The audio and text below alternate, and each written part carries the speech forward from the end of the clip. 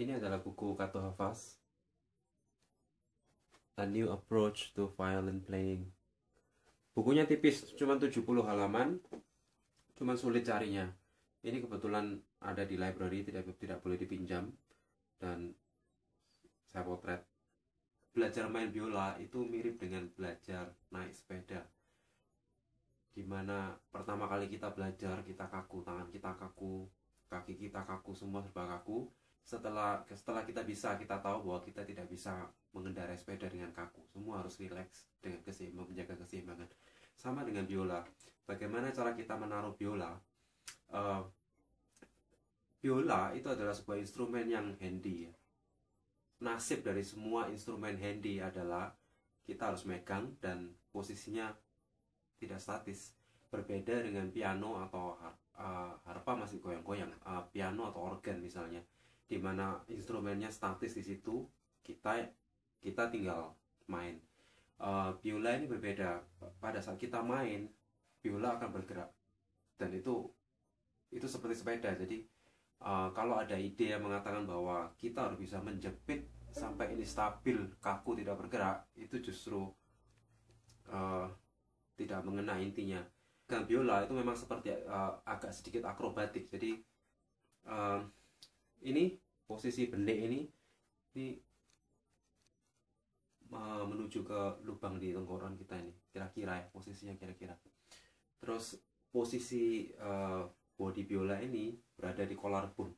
Collarbone itu tulang belikat, jadi di sini. Jadi bukan di sini atau bukan di sini. Tapi lagi-lagi kita melihat ada orang yang bermain dengan cara mereka dan bisa, itu ya sah-sah saja. Ada yang bermain dengan cara begini, ada yang mainnya dengan cara begini ya.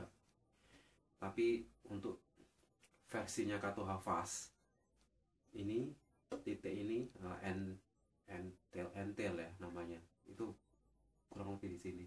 Terus body biola itu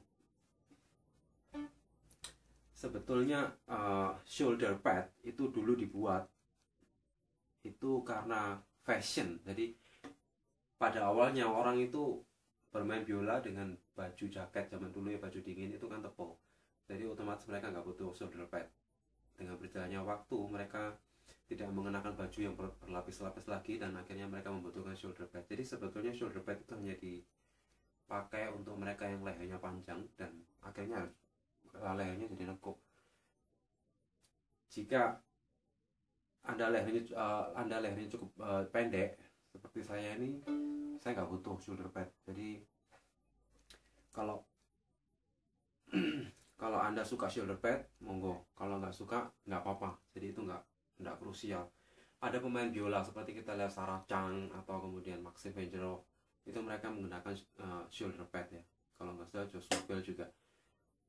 Tapi ada juga pemain biola top yang nggak pakai shoulder pad, dan it's okay. Kelihatannya mencengkram, tapi sebetulnya saya tidak menjepit sama sekali. Jadi anytime biola ini bisa jatuh. Kalau biolanya jatuh ya diperbaiki ya.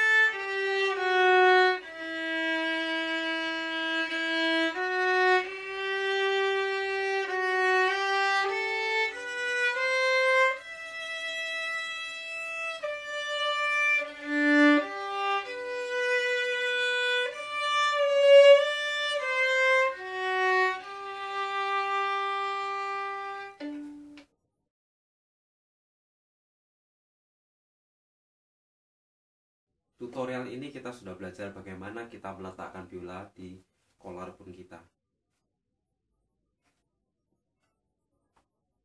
setelah kita main, kita harus belajar untuk meletakkan biola kita dengan benar, yaitu di kotaknya.